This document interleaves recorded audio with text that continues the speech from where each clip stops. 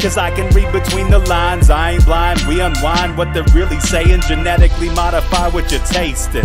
Loan you that college promise, so now you live up in your mom's basement. Redesign time so your mind is always wasted. Programmed to crave the basics, keep the beta in stasis. Pay the state, kid, you're in debt for being born. Messengers are more than just the price for being warned.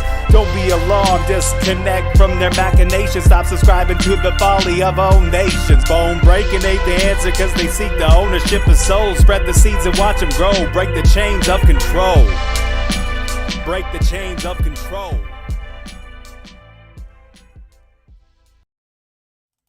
Sweet eternal balance of all that is good, true, and beautiful, friends. Welcome to your Sunday edition of Rogue Ways. I was supposed to be here with you with Max Egan. Max and I just tried for, I don't know, what time is it? 17 or more than that, because we started early. Nearly half an hour to try to get things worked out and get him to you, and it just isn't going to work. So we gave up and we are rescheduling, and we're going to bring you something on Tuesday. So the Tuesday episode of Rogue Ways will be Max Egan and I doing what we were going to do tonight.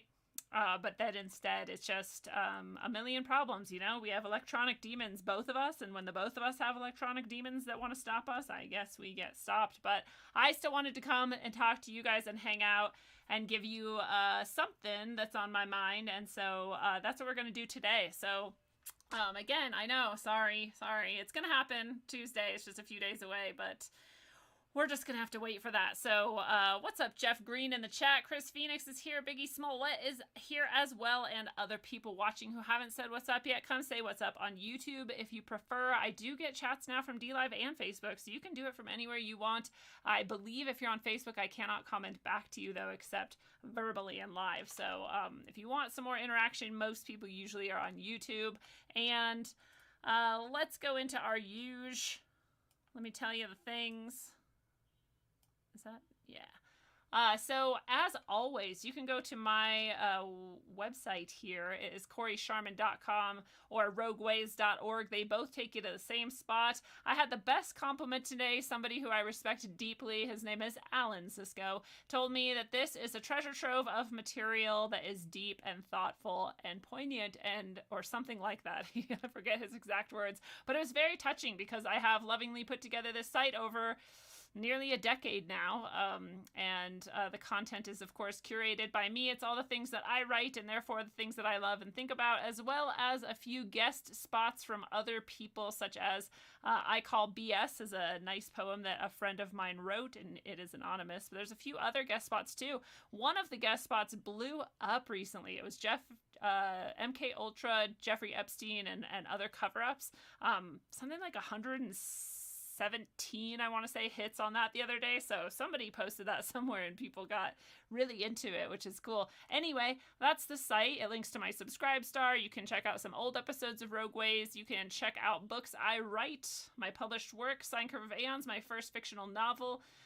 That is a story about love and time and yugas and the cycles of humanity and the evil that tries to hold humanity back. We've got A Gypsy on the Res. That's my memoir from teaching on a Native American reservation. It is not only interesting to look into different cultures colliding, but also is hilarious and irreverent.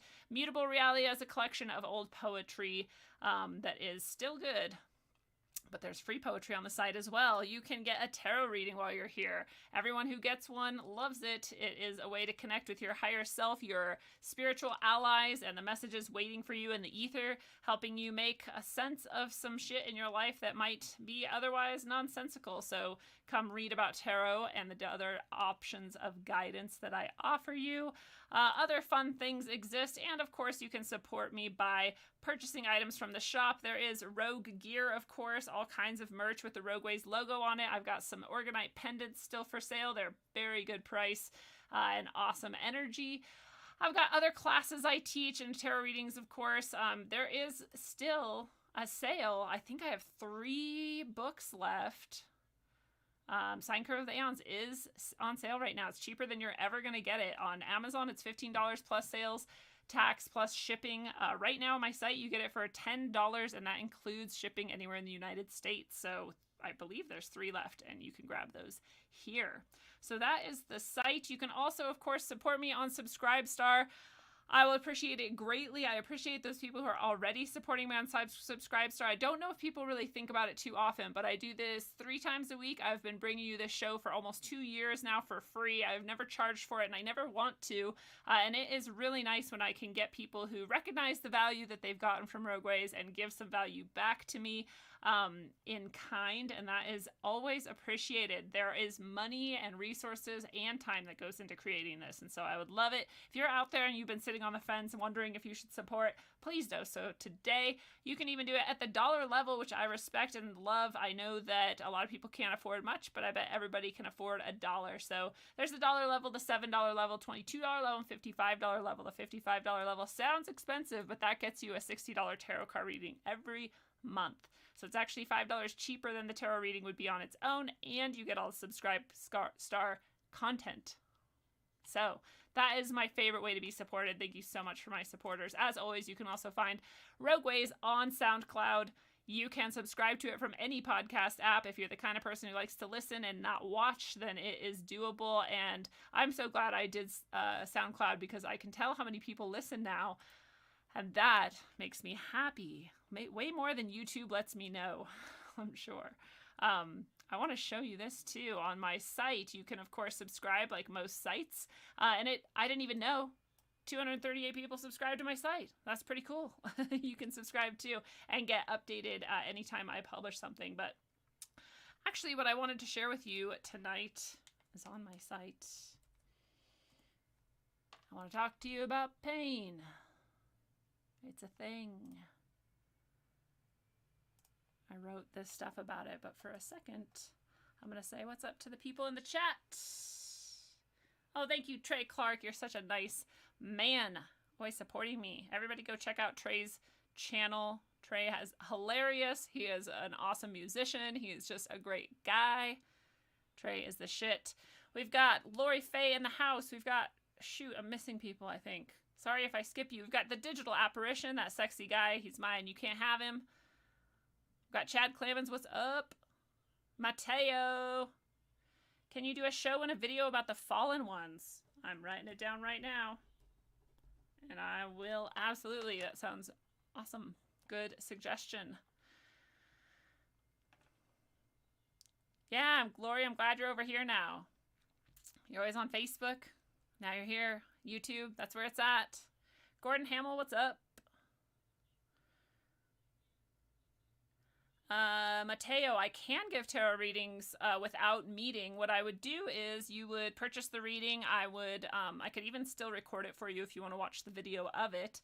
I would do the reading. I always provide a summary afterwards, written summary that you can review. Some people like to read, it reminds them what we went over. I provide the image of the reading itself, and so you would get all of those things. We just wouldn't do it live one-on-one. So if you're interested, that's a great question. If there's anybody out there who would love a tarot reading and doesn't want to do it via Zoom or over the phone or, whatever works for you, then we can definitely do it that way as well. So any of those work. And of course, you can always email me. The email is on that site, rogueways.org. If you want to go there and check things out, you'll stumble across it somewhere, I think multiple places. But you can always email CoreySharman@gmail.com. That's QUORISCHARMYN, CoreySharman.com. I'm sorry, CoreySharman@gmail.com. Lori, yeah, get your shirt. Dude, and just keep in mind if you're ordering from the shop right now, I have no control over how quickly they go, and they've, supposedly are impacted by COVID and whatnot. So I ordered my own tank top for the summer just to, have something nice and cool I can wear, and it took, I think, like 3 weeks, not gonna lie. So they're a little bit slow and behind right now. Don't let that stop you. They're not, taking your money. They're just going a little slower, so... Chris says, I got your video driving through a protest on my recommendations on YouTube. It's funny, that has the most views out of any of my videos. It's something like 10,000 or more, 12,000, I don't even remember, 17,000 people watch it. And I really, one day I was like, why have so many people watched this video? And someone made a really good point that probably they thought it was literally someone like driving through a protest, as in like hitting people with their car. And fucking, of course, that would get a lot more hits. It's not that. It's just me driving through a protest in Bahrain in the Middle East. It's a cool little slice of Middle Eastern culture. I don't even go into anything. The video was for an article I wrote, so it really makes a lot more sense in context of the article, but life conspired to destroy that article, and I don't have it, but I still have the video, so it's interesting. It's one of my highest, most watched videos. What's up, Lori? I know my pain has been off the chart too. I wonder if it's a thing. It has been storming here as well, and I do notice when there's storms and electricity and whatnot, pressure and all these things, it hurts much worse. So, I mean, let's get into it. First, I'll show you this. If you haven't seen this, this is a picture of my spine 20 years ago, about right after my surgery. I had very severe scoliosis, so you can see a very slight looking curve. Before this surgery, my top curve was, I always screw it up, but I'm going to say 56 degrees. It was somewhere in the 50s. My lower curve was 42, I want to say, degrees. So my spine was in the shape of an S, and it still is. This actually looks a lot better than it is. It's still, I think, 30-something and 20-something. Michelle Mullen has the same thing. Do you have double major, Michelle? That's what this is. It's the S-curved one. It's two major curves. There's a lot of different types of scoliosis. Some go forward to back. Mine goes side to side. Some people have just the top curve, not the bottom. Some people have just the bottom, not the top. There's all kinds. So I have the side to side. I forget what that's called. Double major scoliosis. It sounds like a baseball game, but it's not. It is idiopathic. Meaning they don't know where it came from. Some people, they're pretty sure, it's hereditary. It's hereditary. Just one of the kids I'm working with right now, in his family, his father has it, his brother has it, and he has it. So, it's pretty obvious that it's probably hereditary. I'm the only person we know of in my family. My father was adopted by his my grandparents, and we don't know his history. So possibly it's there, but he didn't have it. No one else in my family has it, so they're not sure why, but it was very, very severe. Michelle had 4 curves and they got rid of 2. That's amazing. Jesus. I can't even imagine.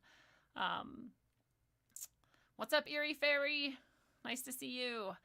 So I had it, like I said, very severely. They found it when I was about, I don't know, 12, I want to say. They do those scoliosis screenings in school, and they found it, and went to the doctor, and, they were like, yep, you've got it. And it wasn't so bad. It was like, kind of bad. I don't remember, of course. And they recommended some exercises. Of course, I didn't do them because I was 12 and I was on drugs, and there was much more important things to do. And I went to a little bit of chiropractor, and he wasn't the best chiropractor in the world, but it was a small town. He was all I had. Whether or not any of those things contributed to the fact that it got significantly worse very, very quickly. By the time I was 14, it was basically almost at the worst stage, where it was 50 and 40 degrees respectively. And so we went to, of course, a specialist, and the specialist was a surgeon. He was the best spinal surgeon, pediatric spinal surgeon on the West Coast. I was very lucky. I was very, very poor, so I have no idea how we got this guy. But I think my mom was just very much, aware that you want the best if you're going to go cutting on people's spines. And so she just made it happen somehow. So I'm very grateful for that. But of course, like all surgeons, you see a problem and you only recommend surgery. I don't know if there could have been another option. I've met doctors since who think that there could have been, but basically his point was that I could die if I didn't have surgery. So, the idea is that my curve could get even worse and worse. Of course, as we age, especially in our elderly years, they definitely get worse. Even people who didn't have scoliosis start to sort of curve often. So, and the curve is so severe that my internal organs would have been shifted out of place. If you could look at me from the side, like profile view, you would have seen one rib cage sticking out more than the other. If I laid flat on my back, the left side of my rib cage was like 2 inches higher than the right side. So my whole body was kind of twisted in this curve. And your organs get smushed around or whatever, and this can cause all kinds of problems. So they suggest surgery, as you do. And Michelle at Spokane, mine was in Seattle at Children's. Yes, flatten the curve. That's right. That's what it's all about. Do you think it's a lack of minerals our bodies no longer get? Benjamin asks. What's up, Benjamin? Nice to see you. I personally, I'll tell you mine. My concept of why my scoliosis developed and why it was so pronounced so early was, and this is all completely, obviously my own interpretation and experience, and so I'm not a doctor, take it with whatever you want, but I am a big believer, I was not then, I am now a big believer in understanding that our emotional and psychological selves have obviously a physical effect, and I think much more profoundly than we realize and expect. And so, funny we're talking about this today, but today is my father's birthday. He would be 69 today, but he died when he was 41 and when I was 11. So I've talked about it before on the show. I went through obvious trauma from that. It's my dad. Everybody loves their dad. I love my dad like everyone does. I like to think more so, but obviously that's a subjective thing. But we were very close. I was definitely a daddy's girl, and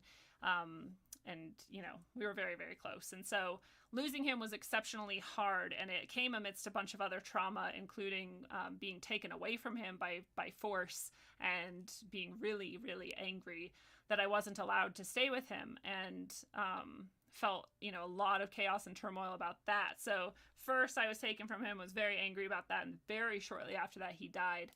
And I blamed my sort of family who had taken me from him. I'm like, you guys didn't love him and abandoned him, and that's why he died. That's not why he died, but back then that's how it felt. I was very young. So a lot of turmoil and anger at them, anger at him for leaving, the loss of your father. It's all very emotional, obviously. And so one of the ways that I dealt with this was to become a writer. I was not a writer before that. I was a big reader, super big reader. I read everything I could get my hands on, far beyond my, grade level, blah, blah, blah. But I had never written before, but I had a counselor who said, you have a lot in you, and if you don't want to necessarily share it with people, because I didn't, because I was very angry, she's like, just write. She's like, don't even pay attention to what you're writing, why you're writing, if it's good or bad, just write. And so I started doing it. I wrote every single day. I wrote for hours every single day. I was just lived in writing. And so my idea is I'm writing with my right hand, and I'm leaned over and writing all day, and I'm putting all of that chaotic, traumatic, horrifying energy through my arm and into my writing. And if you look at my curve, that is the direction that my body curved, was into that same sort of, shape that I held when I was writing. So as much as most doctors would listen to that story and think that's kind of poetic, but bullshit, if you read about the sort of psychosomatic connection, I don't think it's that far-fetched. I think it's probably pretty likely that I caused scoliosis through deep emotional angst. But who knows? That's just one of my ideas about where it came from. There's a lot of people who, talk about vaccine damage, of course, and I was definitely malnutrition as a kid, not constantly and not, severely, but we didn't have great nutrition. We were very poor. We didn't always have food, let alone good food. I often was living on a diet of Wonder Bread and government cheese, so that's not very healthy. So all those things could have combined, but definitely that sort of shape, I think, could definitely have affected what happened. So this is the result. And of course, like I said, they suggested surgery. And so we did the surgery. Holy shit. So Michelle, they found hers at age 7, surgery at 15, grew 8 inches. I thought mine was bad. I grew 2 inches and thought that was huge, but 8 inches, that's amazing, Michelle. Jesus, you must have so much pain. Wow. Yeah. So I'll go on. This is just the beginning of the pain story. Oh, I'm sorry. You're right. Not everybody loves their dad. Totally get it. It sucks because you probably started out loving them and then they killed it. and that's really unfortunate. I'm very sorry for that. Lori, yes, I do. I think trauma and pain, trauma can manifest as pain and illness, definitely. But yeah, so I'm 5'4", Michelle. We're similar. So yeah, so I had my surgery, as you already heard me say. I grew 2 inches that day from the straightening of the curves. And you can imagine having this much hardware put into your spine is a traumatic surgery as well. They cut you from, the nape of my neck is basically where the scar starts, and it goes all the way down to almost, I don't know, like 5 inches above my butt or something. It's like it covers most of my back, and they splay that open and fucking whatever they do. It's I'm sure horrifying. This is crazy. Just on a side note, my mother watched the surgery. That's how badass my mom is. She's a nurse, and she was like not gonna leave me there to these, because fucking dude, when people are in surgery, all kinds of crazy shit happens. So I think she was just there to make sure like they didn't leave a scalpel or a towel inside of me, or the other horror stories I've heard. But yeah, I grew 2 inches that day. Coming out of surgery was incredibly painful in itself. If you've ever had surgery, no amount of morphine can take away the pain. It numbs it. It numbs a lot of it. It definitely helps. But you're still in pain. I was still in pain. I was on the maximum legal dose of morphine for a week as I recovered in the hospital and learned how to move my body again. Your arms, your neck, your legs, your torso, they're all connected to your spine, and none of them can move without using your spine significantly. Once your spine is fused, the majority of my spine is fused here. If you cannot tell, most of it is literally cannot move. And so I literally had to relearn how to move my whole body using only a small amount of my spine and having the rest of it fused. So learning to walk again, learning to sit up again, learning to reach the ground somehow without bending in the same way again. All these things took months and months of recovery and pain, and opiates, copious amounts of opiates. And they took a piece off my hip bone to, put it somewhere around these. I don't see them on this x-ray, but somewhere there's bone shards like that somehow help the hardware. I don't understand that, but part of my hip hurt really, really, really bad in itself, because bone pain, if you've ever had, a broken bone or somebody shaving part of your bone off, or bone marrow issues, then bone pain, I think, hurts the worst out of all the types of pain. Worse than nerve pain, worse than skin, muscle, all that. So that was really painful too. When I woke up, I actually said, "Ow, my hip hurts," and everybody laughed. And I was like, "It's not funny, bitch." It fucking hurts. But they laughed for obvious reasons. My spine should have hurt, right? My back should have hurt, but my hip hurt. So you kind of think like, okay, well, you got surgery, you're better now, right? But before the surgery, I had zero amount of pain. I had no pain at all. Scoliosis doesn't hurt for the most part, for most people. You don't feel your organs in different places. It slowly like shapes into that placement, and so you don't really hurt. I didn't have pain, but after the surgery and since the surgery, I was 16, 15 maybe. I can't remember. I think I was 15 or 16. I have had constant pain since then. So it started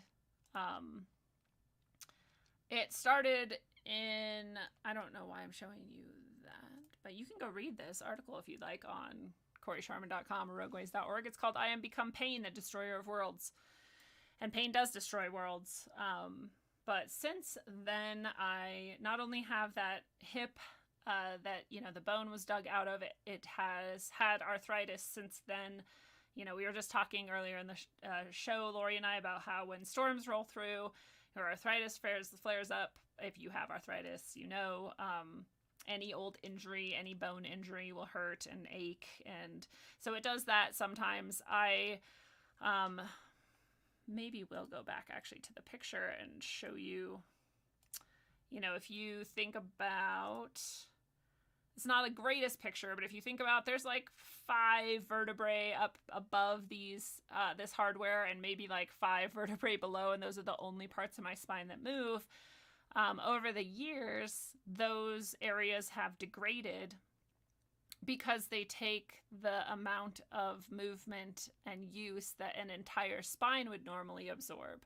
So if you think about yourself and every time you jump and every time you take a step and every time you run and all the things you do, your spine is moving. If you took all of that and put it into just a few of your vertebrae and not all of them, those start to degrade really quickly. And so since the surgery, aside from the other types of pain that surgery has given me, I also have developed more injuries in those areas of degradation above and below the rods. I have a slipped and degraded disc in my neck, and I have one in my lower back. And if you've ever had a slipped or degraded disc, you know that is its own kind of torture. It not only hurts like a motherfucker when the disc itself is bulging or slipped, which happens over and over again once you have one, it can at least. Every time it happens, you're maybe out for a day, maybe a week, that you can't move because it hurts so bad. But it also, for the rest of time when it's not bulging, or at least for me, and I don't know how many other people are like this, it also causes nerve damage and nerve pain. So when it's not bulging or slipped, I almost constantly have various types of nerve pain. They change as I go. It's like a magical wonderland to wake up each day and wonder like what my body's going to do to me.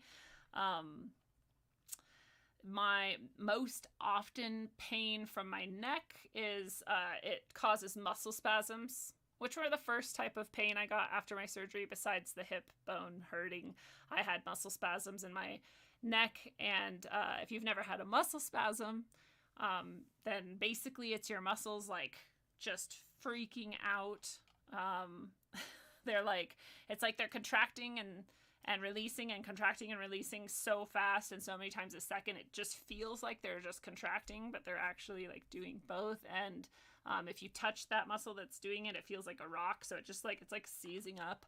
The first time I had a muscle spasm, there was 3 different groups of muscles in my back all spasming at once. And this was like a year after my surgery. And I just screamed for hours. And my mom finally found I could no longer take opiates at this point because my body had begun to reject them after my months of using them after my surgery, which I'm now grateful for because I'm glad I'm not an opiate addict. But so there was no pain meds that we knew of. I smoked weed all the time. Because I was a druggie, not because I was using it for pain management. So clearly that wasn't stopping my pain. But I started doing massage for my muscle spasms. I've done massage since then. So I've done massage for 20 years. It's not the nice kind of massage that you might be thinking of unless you're also a person who does it for medical reasons. It is incredibly painful massage, deep tissue, and what's the other one? Shit. I just actually found this one. It's really painful and really good. It's like somatic release, I want to say. If you know what I'm talking about in the chat, and you can tell me. But yeah, massage saved my life. My muscle spasms calmed down once I got massage, and I learned how to not be stressed out as much, I guess, over time. But so I have muscle spasms. I have the slipped discs that in themselves are painful. I have the nerve damage from the slipped discs. So there's a nerve, that comes from my neck and it goes down my right arm. My right arm will often be tingly or fiery or shooting pains all the way from my neck to my tip of my fingers. That one's not fun. I have the same in my leg. That's called sciatica. That's from my lower spine slipped disc. That nerve runs down my spine. And now I have this really fun thing that I call sparkles. It sounds fun. It's not. It's something is happening with my nerves where they sparkle. There's it's as though, what it feels like to me is as though someone has a fluffy whisk of hot oil, and they've dipped it in their hot oil and then flung it at me, and the little splatters of it just shoot across me, and it's that quick and it's that fleeting. It just kind of is gone once it sears, and those kind of sprinkle across my body every once in a while now, which is very, very weird and horrifying. That just started 4 months ago, and it's gotten a little better since then. I don't know why. I don't know why it started. I don't know why it's getting better. it just happens. I have numb parts of my body from the like kind of rearranging, as far as I can know. Ever since my surgery, I've had numb spots, in various parts of my body. So maybe that's a blessing. Maybe those parts would have hurt really, really bad if they weren't numb. But they are numb now. So I have various types of nerve damage and pain as well. I don't even know if I've covered it all. Oh, I haven't. So in addition to all that, for some reason, after I got my surgery, they told me, for 6 months, don't run or do anything, like just focus on learning to walk again and walk whenever you can and whatever. And after that, you might kind of like, basically they told me I could run and jog, but just slowly and as my body tolerated it. So, I didn't run right away because I was a drug addict and running was not necessarily something I was looking forward to doing. But years later, I did enjoy running immensely. I actually think I was addicted to running, and I would run every single day, and nobody told me not to. Nobody ever told me I couldn't. But one day I was running, as I did every single day, miles and miles every single day. I was running, and I just came down on, I remember it was my left foot, and just something exploded in my lower back, and I screamed and fell to the ground. And nobody was around, and luckily my door was like 500 feet away. So luckily I was at the end of my run, because I barely like drug myself back inside, and I couldn't work the next day. And slowly I could walk again, and I went to get my first ever CAT scan. Probably,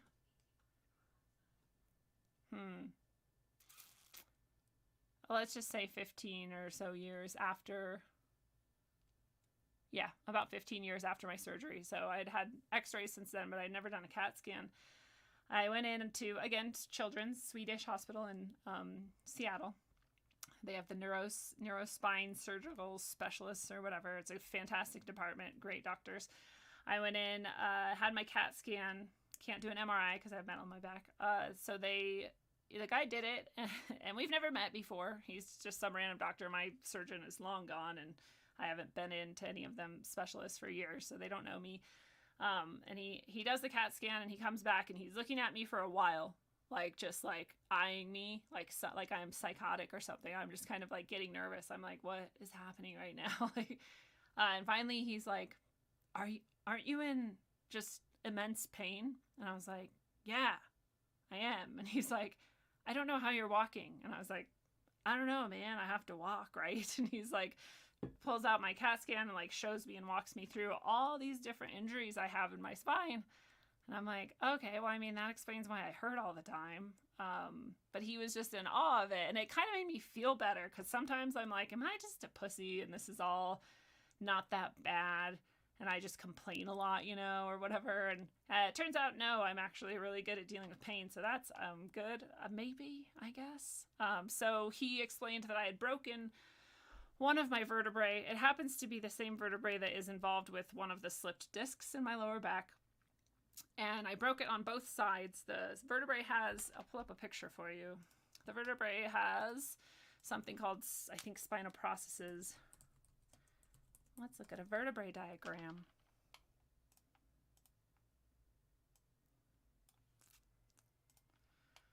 Just one vertebrae. There we go. So these little wings that come off on the side here, this is bigger. Yeah. These little wings, oops. Up here to the left and the right that kind of look like the horns of the giraffe, or the ears, I should say. Both of those snapped. So there's like a crack right here and right here. They both broke on the same vertebrae. It's clearly a weak vertebrae if it, is also the one involved in the slipped disc. But so those broke, and that's why I screamed in pain and fell over. And weirdly, I feel it in my hip. When these flare up and they're hurting again, it feels to me as though my hips hurt, but they're not. They're up in my spine. But I guess that's normal. That transference, your brain can do it. It just puts up pain somewhere where it's not, and that's where you feel it. So that was interesting to learn. But he explained that they're very unlikely to ever heal. And he also explained that they probably had been breaking for years, and that I never, ever should have ran. I never should have been running. I was like, well, that sucks because I ran every day for a year. So clearly I like fucked myself up, and it would have been nice to know that I wasn't supposed to do that. Clear communication is nice. So yeah, that hurts pretty bad. And that is another injury I have now permanently for the rest of my life. So what sucks is what sucks is all of this. What sucks is that every once in a while I'm just walking, and that, as far as I can tell, it's like refracturing. And so I'll just take a step and it'll like shoot out in pain. And like a really strange weirdo, I will like scream out suddenly. And everyone's like, what happened? And I'm like, I mean, I technically don't know. Something hurts immensely. I'm guessing it's that. And then like you have to explain like, well, it's not anything that you can do anything about. And then people want to like help you and no one can. And it's its own kind of frustration to be made to scream in public and talk about your pain with people when, you know, nobody really wants to talk about it. Like you don't really want to tell people all about it, and they don't really, people feel bad and they're like, well, I can't do anything for you. So like, this sucks. So that happens too. So I have many, many, many pains that come from my spine and hurt all the time. And so we call this chronic pain. And if you have chronic pain, you will relate to all the other things I will say soon about chronic pain and living with chronic pain. But I'm going to check in with the chat. Oh, there's a lot. You guys are so talkative. You love this. You love this topic. It's not Max Egan, but it's kind of fun. So I might not see all your chats. I'm sorry, but I'll try to look at some of them. Yes, it is nice, Michelle. It's nice to find other people who understand the type of pain you go through, because most people can't, which is I'm glad. I don't want people to understand technically, you know. I don't want anyone to understand. It's horrifying. Yeah. Weed still does help a lot. Now I use weed medically, and I definitely appreciate it. It's the same for opiates for me, in that I don't want to be high all the time. I want to be able to live my life and do the things that I do with a clear mind. And so that is unfortunate, but when I'm in severe pain, I don't even care, you know. I will take it anyway. But yeah, it's not necessarily, it never kills the pain. It doesn't. There's no time where I have no pain. There are just times when I have much less pain. And when I'm in severe, acute pain in that moment, then I will take whatever I can to dull it. I can't take opiates. They make me puke. So I just would puke it up. Yes, so massage helps. I do chiropractor weekly if I can. It helps a lot.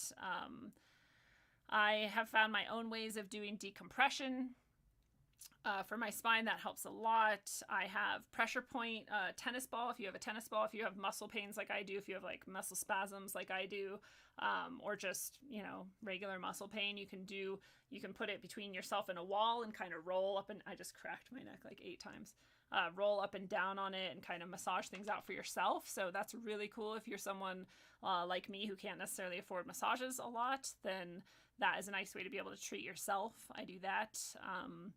One of the main things I've found, yes, Lori, water really helps staying hydrated. One of the main things I was going to say is just eating better. You know, when you eat sugar and processed crap, your pain flares up.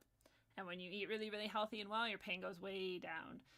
And it sucks. It's a shitty lesson to learn over and over again, because we all want to eat shitty. But man, you really can't do it. Sun, yes, Biggie, sun and fresh air definitely help a lot. And yeah, Michelle, good point. The doctor told you not to do shit and you said fuck that and you're going to do a lot. I'm kind of the same. I think even if they told me I couldn't run, I probably would have done it anyway.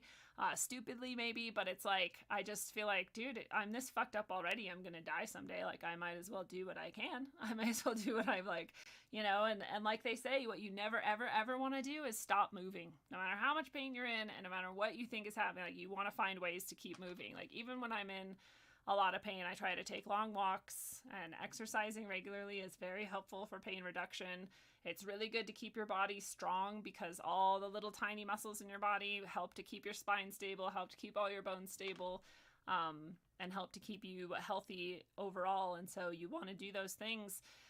you want to do them, you got to be basically really, really good to yourself when you're falling apart. When you start falling apart when you're 16, when you're 80 years old, when your body is 80 years old, when you're 20, and then people are like, well, I'll get to it. Because basically one of the things that you have to get used to really quick when you're in chronic pain, especially when you've been in chronic pain since you were really young, is people who are ignorant telling you, oh, you don't know what pain is, wait until you're my age. And you want to punch them in their stupid face and transfer all your pain into them so they can know what real pain is, because most people saying that to you don't have pain, because people who have pain know what pain is like, and they don't say stupid shit like that to other people. They just feel bad for them. They just look at them and go, oh my God, I'm so sorry that you also have pain. Because pain destroys your world. So that's the first thing you have to learn to get over really quickly, because you can't go around punching everyone stupid in the face, unfortunately, and you can't transfer your pain into other people, unfortunately. And so you have to learn that people really are ignorant, and they don't know better, and they don't mean to hurt you, and they don't mean to discount the entirety of your whole entire fucking life. They just do it because they don't know any better.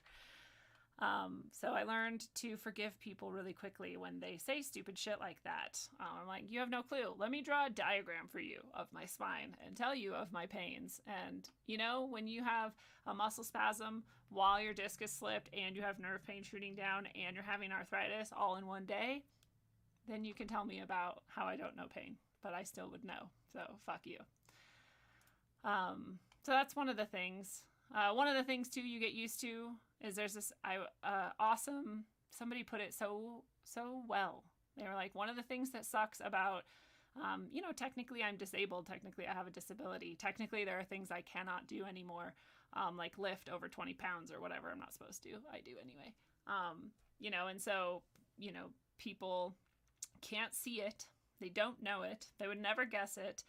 And it sucks because you don't even really know yourself what any given day is going to be like. You can wake up one day and it can just hurt like motherfucking crazy and for no reason. You can have been eating healthy and walking, taking care of yourself and, you know, reducing stress and just went to the car. Like all these things could be perfect. And then all of a sudden you're like floored and you can't move and there's no real explanation why. And then now you just have this day that you needed to get shit done or you needed to go to work or whatever and you can't.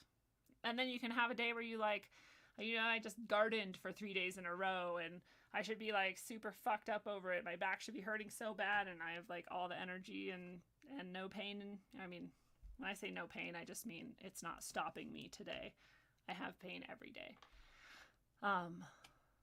But then you're fine for some reason. You don't know why. There's no way of knowing or guessing how you're going to be that day. And so that's another thing that, you know, you have to get used to people not understanding. They're like, well, you were fine the other day to go for a hike. Like, why can't you hike today? And you're like, because I'm like fucked up today. And they're like, well, why? And it's like, I don't even know, dude. I just can't. Like, you know, and like no one will ever really understand unless they also do it too. So some days I wake up like super stiff for some reason, which I guess is arthritis, and I can't like move I like hobble out of bed and I like have to like get my spine warmed up to start moving, you know, and it's like hard to like go up and down stairs even, like it's crazy, you know, and then sometimes it fades and the day gets better and better, and other times it gets like worse and worse throughout the day, and by the end of the day you can't walk and you're laying in a chair with ice packs and heating pads and high as fuck and like hoping that it like calms down.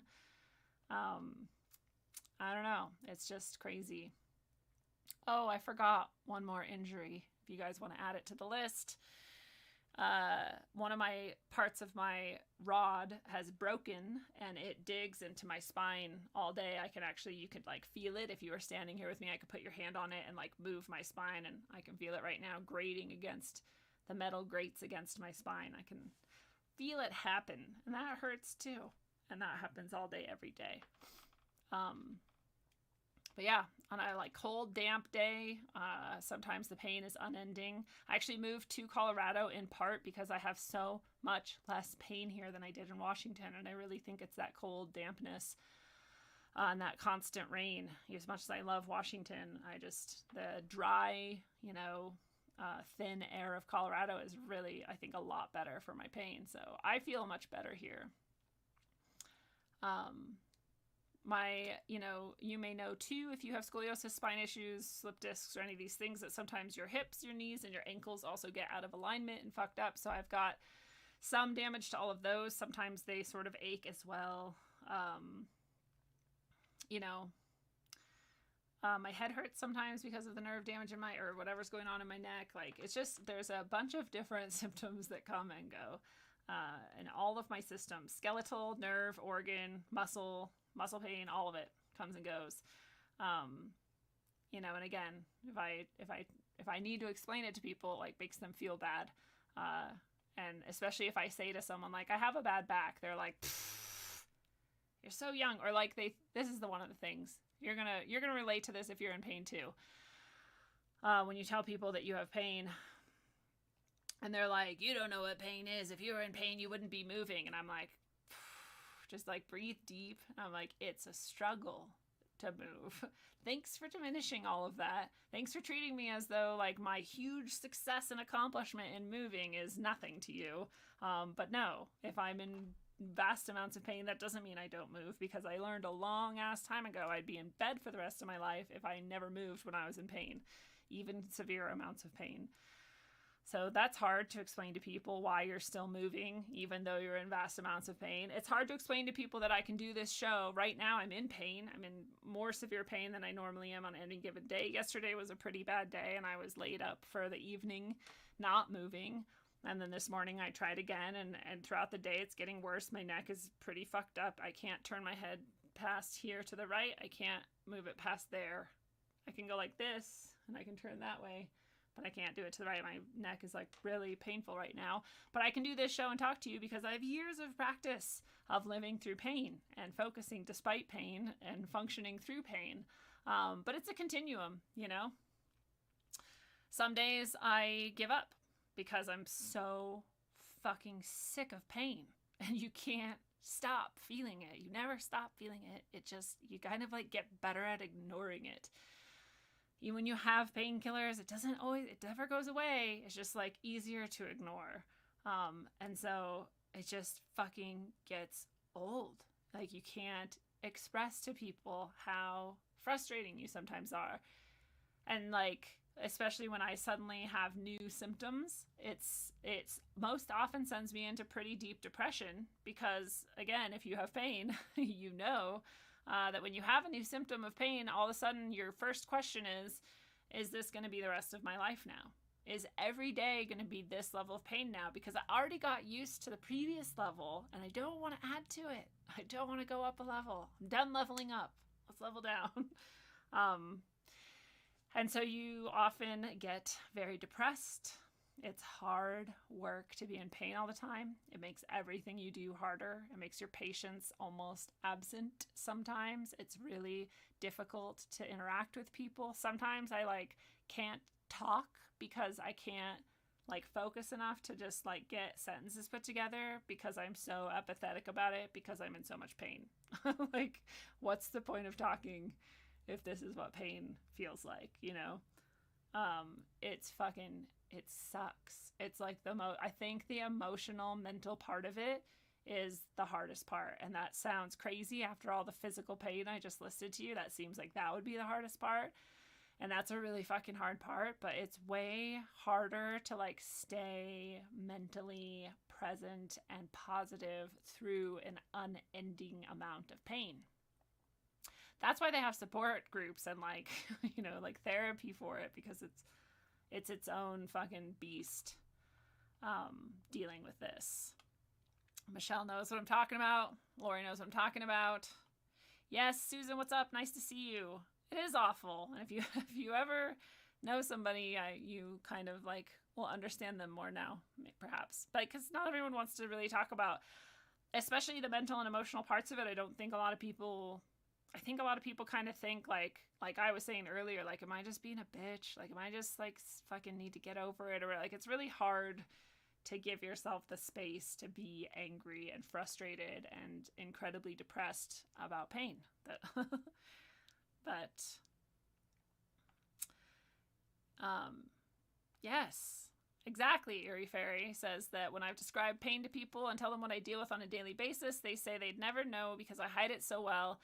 And you're like, yeah, exactly. I know.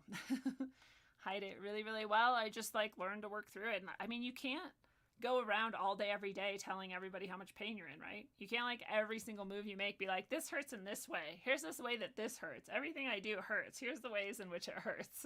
Like you can't live like that. And no one else can handle that. If you were always telling someone how much pain you were in, it would overwhelm them. You know, like it overwhelms you. And so, yes, thank you for bringing that up, Michelle. Meditation helps a lot. I've learned various types of meditations that definitely do reduce pain. And this is like anything, you know, when you're depressed and someone's like, no, really, going for a walk is like more effective than medication.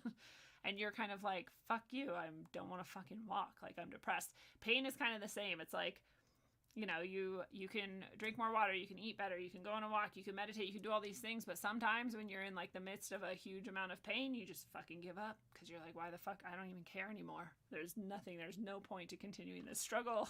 I'm going to cry in the corner and I'm going to fucking give up. And then the next day you try again. That's what I do at least. But when I'm doing well, I'm meditating, I'm eating well, I'm doing all these things to take care of myself so that my pain is as low as possible. And that hopefully things get worse less fast, because we all know they're going to probably get worse. It's pretty difficult to live perfectly enough to get better as you age. I aim to get there. I really do. I really aim to get there.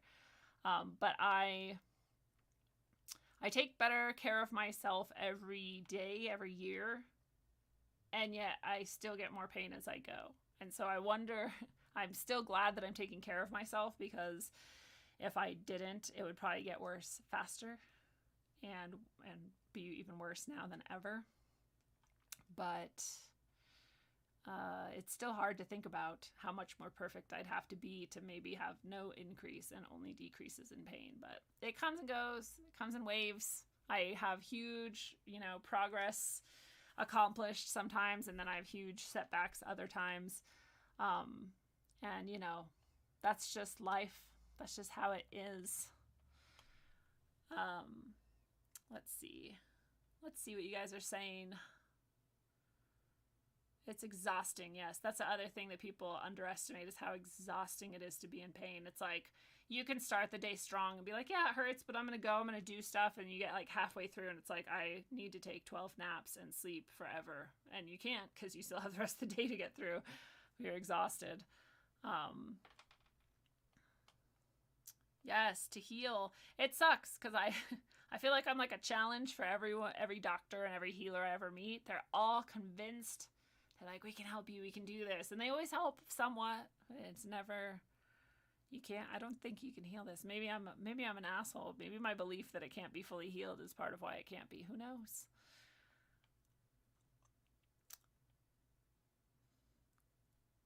Alan says chronic pain can actually drive a human being to a point of insanity. And I mean that literally. I believe that literally. I've been near points of insanity from pain. And again, but like half of it is the mental and emotional, or more, especially when there's people around you that are. So like this would happen to me a couple times when I'd have a slip disc, I'd throw out my back and I wouldn't be able to move. And so I wouldn't be able to go to work for a week. And motherfuckers will say the most fucked up shit to you. They'll call you and they'll be like, why aren't you at work? And you're like, my back's out. And they're like, just take some whatever, ibuprofen and shit. Come to work. And you're like, dude, fuck you. If ibuprofen worked, I'd be so happy. I'd be rad. I'd love to be at work right now. It doesn't work. You're like, take something stronger. And you explain you can't take opiates. And they're like, well, fucking just get over it, And you're like, dude, how rude. Like, no, you can't just get over it. Like, fucking, maybe your back should go out and you should lay up on the couch for a week in pain and see how you feel. Or you get back to work and they're kind of like, oh, it must have been nice, huh? And you're like, no, it wasn't nice. It wasn't nice at all. I would have much rather have worked than gone through that pain. Thanks for making light of it, you piece of shit. It's like fucked up. Like, people just don't. No, and again, they look at you, they look at me, and they see me like smiling and accomplished, and why would they assume that I had all these things? But it's like any disability that you can't see, it sucks that nobody gives a fuck and doesn't ask. Not that they should ask, but just like, it'd be neat if people walked through life like not assuming things about other people, you know, and just meet people as a blank slate. Like, I literally know nothing about you. You could be a serial killer, you could be in chronic pain, you could have any situation going on. How would I know? Why would I assume? And just learn about people and treat them with, you know, grace until you know what the hell is going on with them. It's strange to me, but people are assholes sometimes. So that's how working tends to go for me. People see me like suddenly after a year and a half of taking almost no days off, take like a week off from this, and they're like, well, why wasn't it happening before? And you're like, do you want to sit down? I'll tell you the whole story. They don't. They just want to be assholes.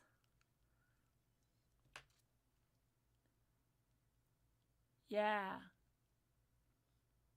Don't know how to help. Lori, honestly, when I was in my like stages of worst pain where I was just crying, depressed, and angry all the time, the only thing that other people could do for me was just listen. That's it. Just listen without judgment and just be like, fuck, that sucks. Like, just commiserate and just listen, because no one was going to change anything about the situation for me. No one can help. No one can take the pain away. When people try and list things at me that I should try, like, that gets really old too, because I'm like, after 20 years, I've like pretty much tried everything, and I do everything that I have tried that does help. I continue doing, and there probably is more, and so it's not bad. It's very nice. It comes from a nice place. People want to help you, and there are sometimes there are things that I never heard of, and then I go try them, and I'm very grateful that someone suggested it. But it's, you know, you can imagine that every time you say it, people are often suggesting the same things that you've done for 20 years. And so then you have to like list all the things you've done so that they know what you've done, so that they don't keep suggesting those things. And then whatever, it's no one's fault. It's just one more frustration. But yeah, there really is no way to help other than listening and being non-judgmental and trying. I mean, you can help as in like bring things to people, and, you know, my loving boyfriend is very kind and often does many things for me that I shouldn't do myself, but try to do myself anyway. And he is very good about being aware of the ways in which I push myself too hard and tries to help me not do that. And one more thing that sucks is that when other people have pain and they do know about my pain, they feel like they can't tell me that they're in pain. Or if they do tell me they're in pain, they always have to add, I mean, nothing like you, and I'm not saying that. And you're like, I know, like, you're allowed to be in pain too. I'm not trying to have any kind of monopoly on pain. I don't, like, nobody should want that. And I have, in fact, great sympathy for all types of pain because of all the pain I've had in my life. And so I don't want to diminish anyone else's pain. I mean, it's not a contest.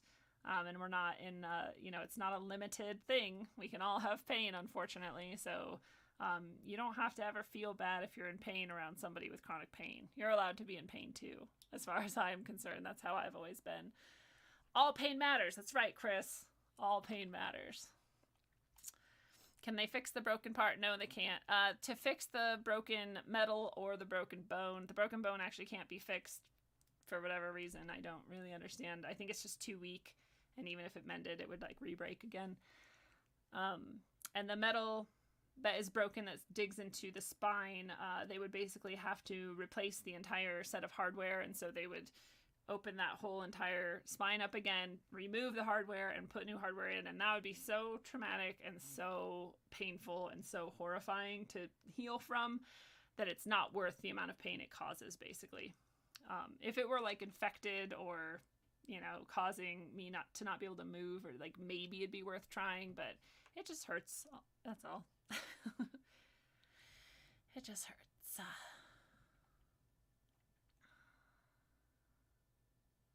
Ketamine. Ugh.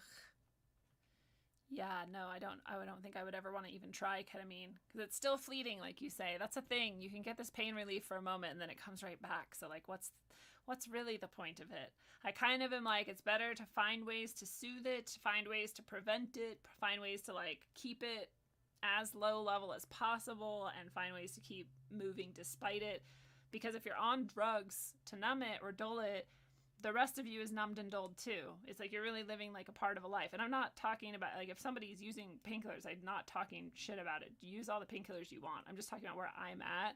I don't want to live a life where I'm dulled and whatever. So, I mean, even when I'm dying, I've thought about not using, you know, end of life drugs because I kind of want to die with a present mind as well. And I've already been through like immense amounts of pain. I'm sure I can be in worse pain, but I think that I could handle any pain at this point. And so I kind of want to just know, even if it's painful, what it would be like to die with a fully present mind. So that's where I'm at with death and pain. Yes, and Michelle, I will also not have any more back surgery ever. That's the thing. People are like, well, you can get surgery on your slipped discs. And I'm like, yeah, but think about then even more of my spine will be fused and I'd have even less motion.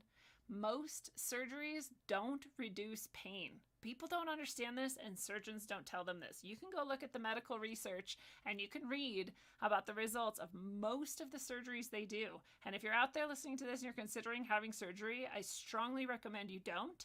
And I also strongly recommend you go read about that specific type of surgery and the results, because most people have an increase in pain or no change. So you're just doing surgery to have the same amount of pain or worse.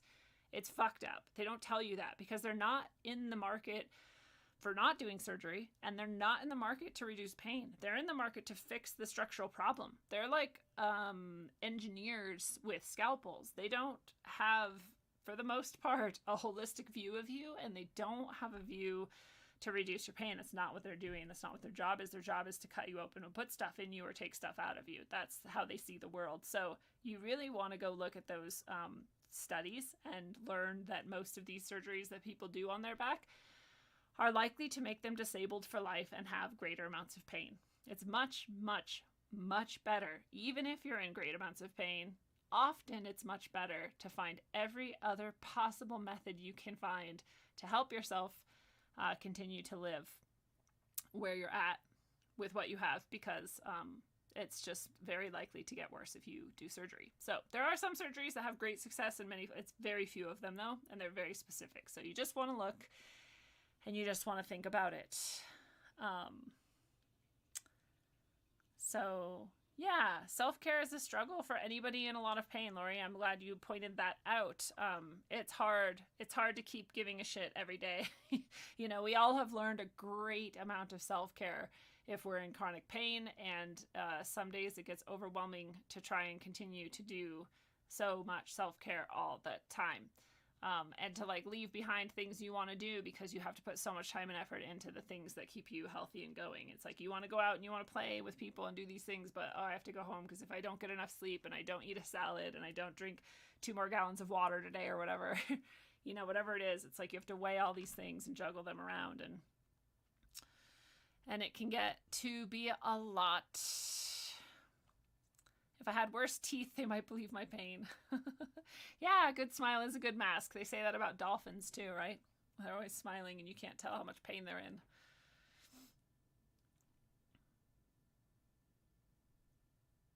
Oof. Yeah. Migraines are pretty bad. I've never had a migraine, thank God. I don't want to add that to the list. Is it bad that you like the feeling of drugs? No, you should do whatever you want. I just have done so many drugs in my life that I am fucking done with them. There's nothing they have to offer me anymore. If that makes sense. I even quit drinking 3 years ago. I can't remember now, because I was just like, wow, I'm fucking sick of this now, finally. Like, this is not helping my life at all and probably caused a lot of pain. So I quit that too. Thank you, Eerie Fairy. I aim to cover different and interesting topics all throughout my life, so this is a journey. We're all going to be on it. I feel like I went back. I feel like I already saw some of these. Yeah, Michelle, Europe does have a totally different protocol for scoliosis. In fact, the naturopath I found, which was one of the few that said, you know, I could have corrected that curve without hardware, and it would have been really, really hard on you. She's like, you would have been in like a camp, basically, where you would have had specific exercises and regimens all day, every day, specific vitamins, specific food for years, and you would have been corrected. And I was like, fuck. I mean, like, I met her many, many years after, but I kind of always look back and I'm like, I wonder what my life would have been like if I would have done that instead. I'd probably be a prism of health and radiance, and had no pain. That'd be amazing. But yes, I can't I cannot stress enough how much not to do surgeries is important. People think, I think people think like that they should listen to their doctors. And honestly, your doctor is probably the last person you should listen to. I'm not a doctor. Always listen to your doctor. I mean, YouTube. But your doctor has a very limited scope. Your doctor has very little time to think about you as a whole. Your doctor likely has been given a suggestion by a surgeon and has just suggested it to you without thinking about it. Your surgeon, like I said, looks at the whole world as something to cut. And so they don't see other things most of the time. There's always exceptions. But most likely what your doctor suggested to you has not been deeply thought about, and you should be your own best advocate and your own best doctor, and you should go research the specific surgery and see the outcomes. And you'll probably be shocked at how few people are actually improved by them. And they keep doing them anyway, but that's the world we live in. So, I always go back to, could I have never had surgery and just been deformed and had like a fucking curvy back and maybe had some organ issues, maybe died from it eventually, but like not had all this pain? Probably. I don't know. We'll never know, I guess. This is what I chose, and this is where I'm at, and this is what has happened. It's interesting, though. I also have come to a place, every once in a while, I get here to a place where I recognize all of the things that I have developed within myself because of pain and because of getting over pain or getting through pain or living with the pain despite the pain. And they're pretty magical gifts that I've been given, such as an amazing ability to have compassion for even the smallest amounts of pain and a deep desire to prevent pain in others. The ability to understand the value of meditation and health, the ability to understand the holistic nature of our mind, body, and soul. And the way that, they work together to keep you well. And if one of them is out of whack, man, the other shit's going to fall apart too. And these things are, really valuable gifts, honestly. And I don't know that I would have them otherwise. So as much as I hate to say it, pain has actually given me a lot as well. Immense amounts of patience. Patience like you wouldn't believe, unless it's a day that's really bad pain. And even then, sometimes even more so. People have said it. They're like, man, you have the patience of a saint. And I'm like, I do. Thank you for noticing. It's hard won. It's a hard fought battle. Perspective. Like I was saying, I have this perspective on life that every single day, every single moment can be an amazing blessing. Especially if it's got less pain or very little pain or almost no pain, especially is good. And you can value things much more deeply when you have had them ripped away from you so often for most of your life. And so this deep appreciation also exists because of pain, unfortunately. And that fear that I've had to deal with my whole life, and that you might deal with too if you're in constant pain, that fear that when you wake up, it might be really bad, and that level that you get to might never get better. You might live at that level or worse for the rest of your life. That fear has taught me to value my life as well, because every day that it's not worse or that I do get better is a day that I have hope that things can be good and continue that way. And so that is a different way of valuing what I have, in addition to the other ways that I've mentioned. And so these things really are gifts, as much as I really hate to admit it, because I hate pain. Pain has given me those things, and that's neat. While I say I am become pain, the destroyer of worlds, because it can so easily destroy you mentally, physically, socially, spiritually, psychologically, all of it. You can get destroyed by it, all of it at once. At the same time, it is also, in some ways, the best medicine of all, because it teaches you to value deeply very, very minor things that most people probably take for granted, like a simple moment. In just that moment, there was no pain, and it felt great. And so that's where I'm at now. I want to suggest also, amongst let me list all the things again if I didn't yet, in case anyone listening is like, holy shit, I'm in this much pain too. How do you get through it?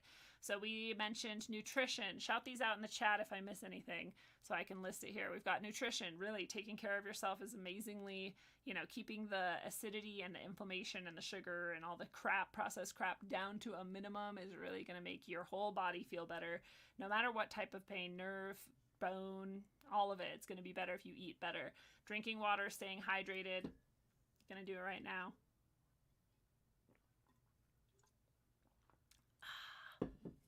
That helps a lot.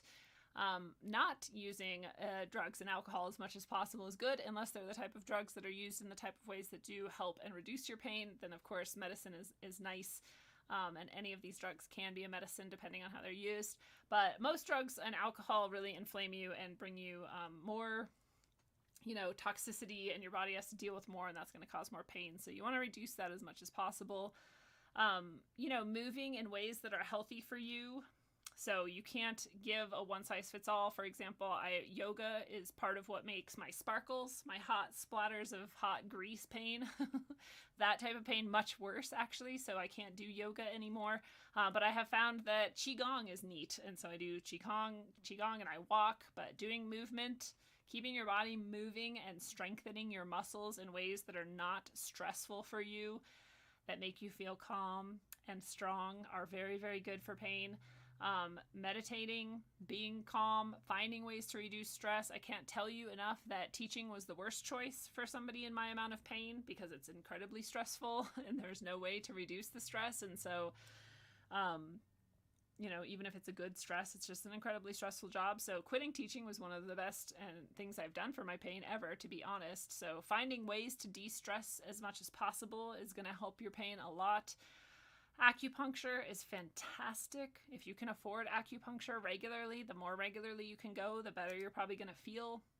Especially if you have a really good practitioner that's genuinely deeply trained in the sort of actual Chinese, ancient methods, and not necessarily the sort of quick Western stuff. I mean, I'm sure there's a lot of Western people that are good too, but I just think the people who I've had who literally were trained in China tend to be way better. I don't know why. They just are. Acupuncture, and I can't even tell you why.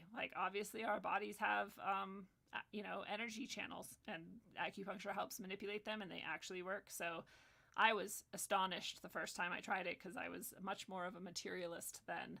And I was like, why the fuck does this work? And no one could explain it to me. And I'm like, well, fuck, I have less pain, so it's cool. So acupuncture, chiropractor, various types of massage. If you've only ever done one type, you might want to try other types. Like I was saying earlier, I think it was called somatic release. The most painful pain. It hurt so bad, but I had less pain for weeks afterwards. It was amazing. I want to go back, but she moved away. But I'm sure I can find other somatic release, if that's what it's called, practitioners. It was awesome.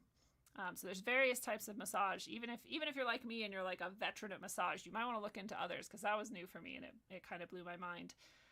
Stretching is good. I don't do it enough. Again, you have to do it in the ways that are good for your body. As always, sitting in nature quietly is one of the best things you can ever do, whether you're in pain or not. Sit in nature quietly, and if you can, do it with your shoes off or your hands on the ground or both or whatever. Let the electron transfer happen, release all that shit out of your body, and get refilled with some goodness, and that is going to help you no matter where you're at. Laughter sounds dumb, but you can literally make yourself laugh by fake laughing. And once you start really laughing, because you will, because that's how our brains work, it releases, chemicals that make you feel better. So it sounds fucking stupid. It sounds like you're gonna be insane if you try it, but they use it for cancer sufferers and all kinds of people, and that can help you as well. Talking about it can help. I already feel better. As much pain as I was in yesterday and as angry as I was getting again, I already feel better today having shared this with you, and I'm sure some of you who are listening are like, yes, somebody who understands, and so you might feel better too. So talking with people can help. Let me see if you guys came up with some stuff that I forgot or didn't hit. Praying works. Thank you for mentioning that. What's up? As far as I can tell, that's Russell Rabbit. Go check out his channel. He's got good content. He's a cool guy. He also has this interview on Rogue Ways you can go check out if you want to hear him talk about some stuff. Critical time he's in. We're all praying for you. Send Russell your prayers right now. Help Russell out. You can do it, Russell. You got this, and we got you. Let us know if we can help in any other way.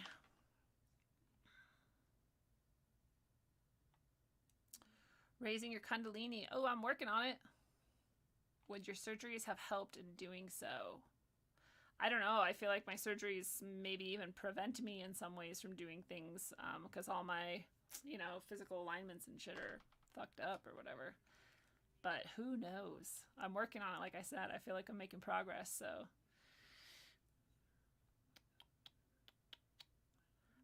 I'll say again, I do use THC. I use a very, very, very, compared to like the shit that people buy in stores now and like dabs and shit, I use a very mild amount of THC and a heavy dose of CBD combined with it, and that helps me a lot some days.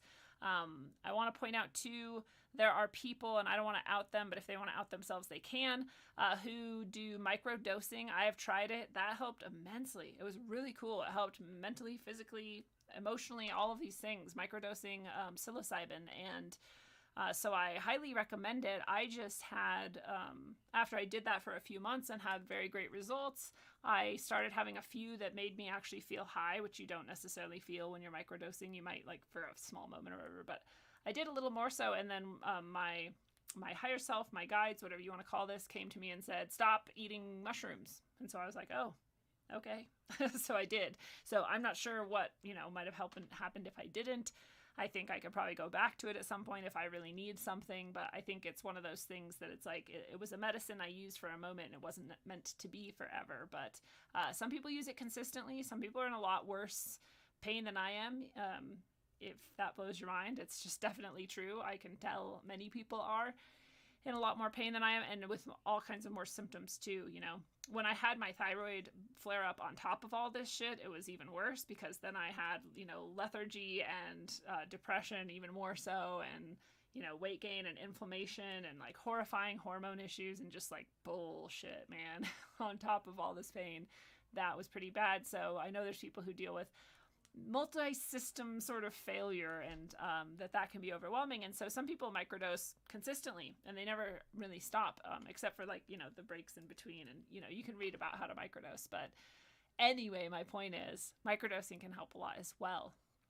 There's all kinds of shit that can help that I probably am not listing as well.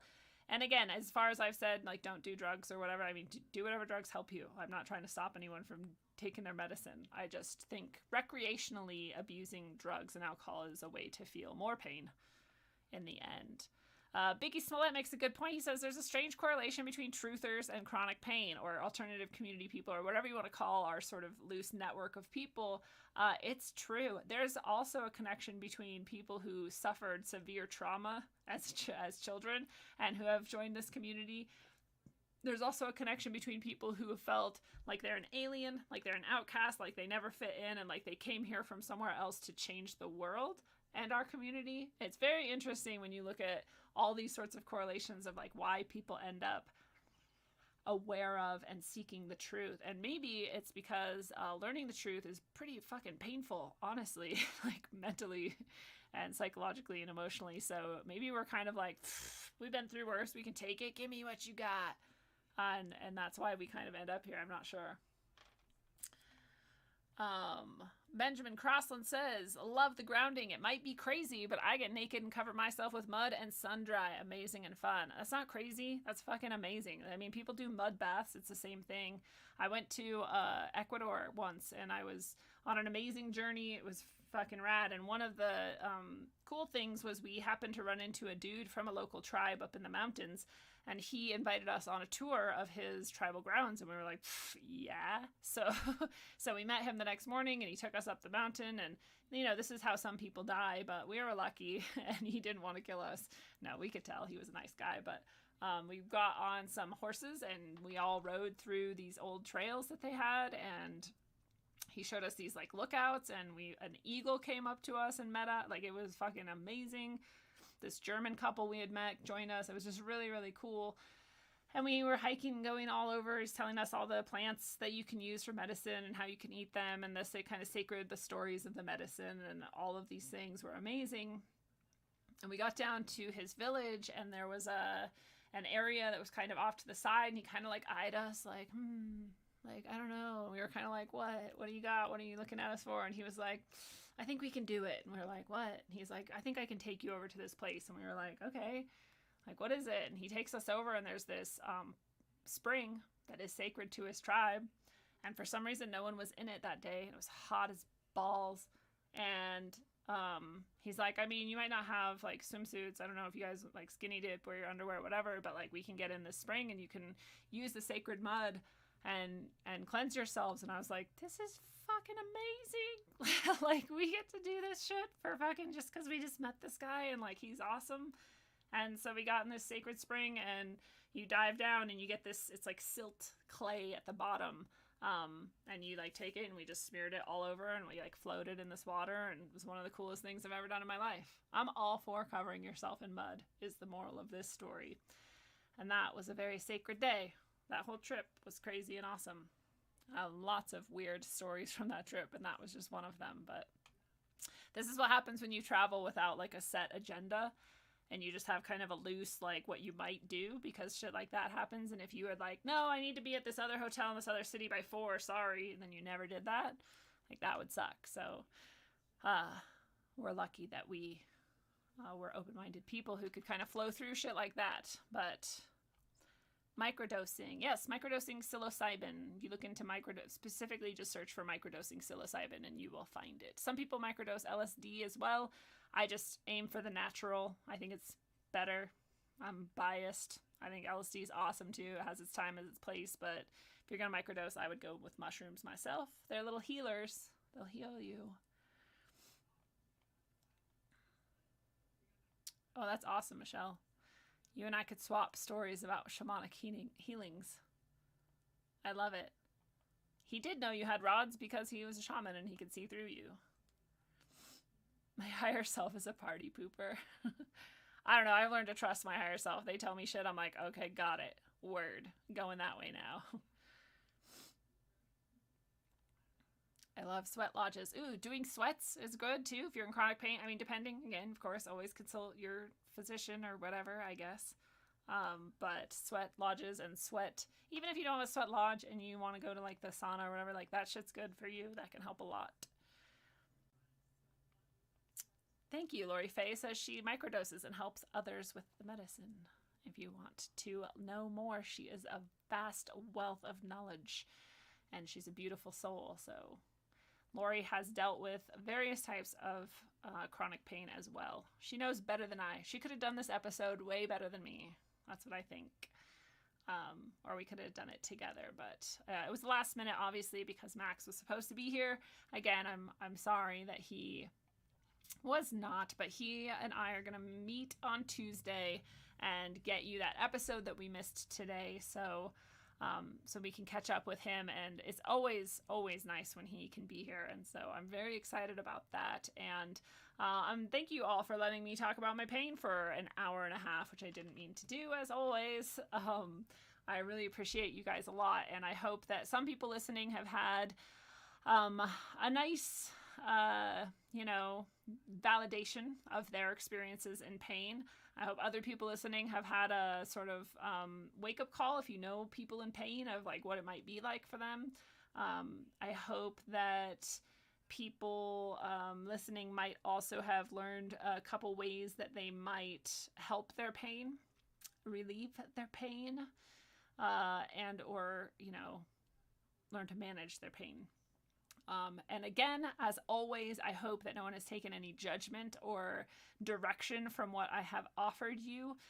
It is just my subjective experience, and I just tell it like it is for me. So that's the best I got. And until you can travel through the world like pain doesn't fucking matter, and you know that there's something even stronger inside of you that can always conquer any pain, that nothing can stop you actually, and that you are powerful enough to do anything that you dream, and no matter what your disabilities might say, and no matter what other people might tell you about them, and that you'll always rise up again, even when you have a day where you have to give up because you need a break and you push yourself too hard and too fast.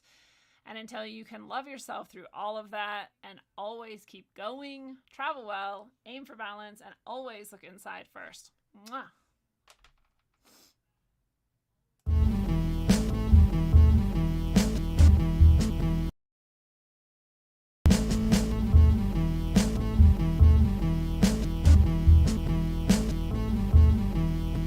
Nasty motherfuckers with a hook and a sickle. Brought to you advertisement, bone plated nickel. Fire rate automatic smash from the get-go. Snack on the whack fermented flesh disco. Abracadabra, archaic altars don't slabber. Hey, making jabbers with reality backwards. Hunting rap nerds, bodyguard collected actors. Munitions are famished, let them feast upon the dapper. Bloody bibs and muddy kicks, feasting on amygdalas. Iron fist, tyrant shit, APO will rip you up. The rhyme rainmaker, Bane style backbreaker.